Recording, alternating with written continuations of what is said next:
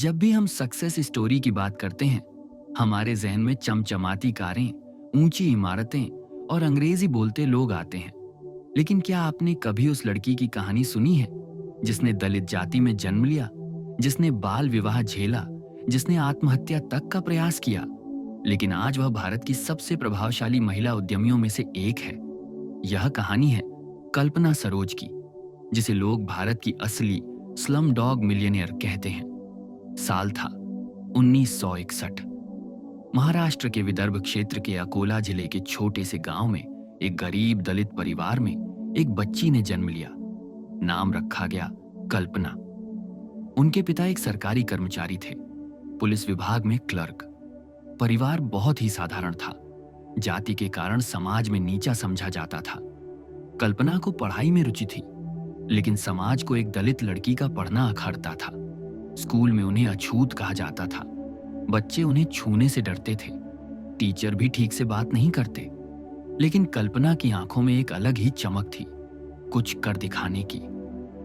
महज 12 साल की उम्र में कल्पना की शादी एक 22 साल के लड़के से कर दी गई। वह लड़का मुंबई के भिवंडी में मजदूरी करता था। शादी के बाद कल्पना को अपने ससुराल लाया गया, एक झोपड़पट्टी में। वहां उसका सामना हुआ घरेलू हिंसा से, गालियों से, तानों से और अत्याचारों से। खाना तक नहीं दिया जाता था।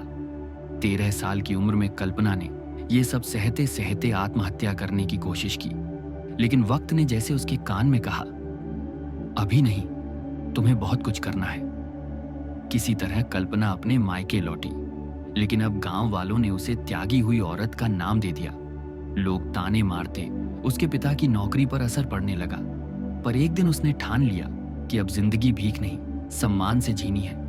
वह मुंबई लौट आई, इस बार अकेली। सिलाई मशीन ली और मजदूरी करने लगी। दिन में काम, रात को पढ़ाई। लोगों के कपड़े सिलती और दिन में छोटे बच्चों को ट्यूशन पढ़ाती। एक वक्त ऐसा भी आया जब उसका घर जल गया, सारा सामान राख हो गया। लेकिन कल्पना ने कहा, घर जल गया तो क्या, सपने अब भी जिंदा हैं। कल्पना ने सरकारी योजना के तहत 50,000 रुपए का लोन लिया। बिजनेस शुरू किया। खुद कुर्सियां बनाती, खुद बेचने जाती। हर ग्राहक से वह सम्मान से बात करती, चाहे वह झुग्गी का हो या ऑफिस का। धीरे धीरे उसका बिजनेस बढ़ने लगा और फिर एक बड़ा मोड़ आया। कमानी ट्यूब्स लिमिटेड नाम की एक बंद हो चुकी कंपनी की कहानी। कमानी ट्यूब्स एक बंद पड़ी कंपनी थी जिसमें हजारों मजदूर बेरोजगार हो चुके थे। कंपनी करोड़ों के कर्ज में डूबी थी।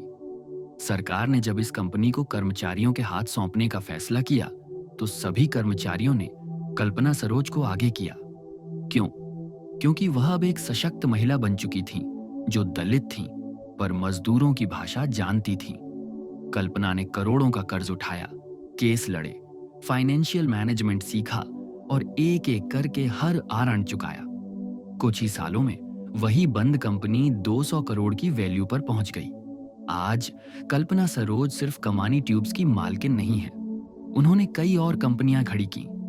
कल्पना Saroj foundation, real estate, textiles, film production तक में उनका योगदान है। भारत सरकार ने उन्हें पद्मश्री से सम्मानित किया।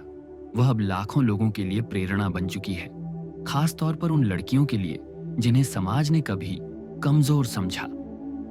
कल्पना सरोज एक इंटरव्यू में कहती हैं, अगर जिंदगी तुम्हें हर बार गिरा रही है तो समझो वो तुम्हें उड़ने से पहले मजबूत बना रही है। कल्पना की कहानी सिर्फ एक गरीब से करोड़पति बनने की यात्रा नहीं है। यह कहानी बताती है कि जाति से बड़ा सपना होता है, लिंग से बड़ा आत्मविश्वास होता है। घर जल जाए तो भी सपनों को मत जलने दो। अगर जीवन कठिन है तो तुम उससे भी कठिन बनो। कल्पना सरोज की कहानी उस दीपक की तरह है जो आंधियों में भी जलता रहा। उन्होंने ये नहीं कहा कि मेरे पास सब कुछ नहीं था, बल्कि कहा मैं खुद सब कुछ बन सकती हूँ। उनकी जिंदगी का हर अध्याय यही कहता है, घर जल गया लेकिन सपने नहीं, और उन्हीं सपनों ने करोड़ों का साम्राज्य खड़ा कर दिया। अगर आपको ये सच्ची कहानी पसंद आई हो तो वीडियो को लाइक करें, शेयर करें और चैनल को सब्सक्राइब करना न भूलें।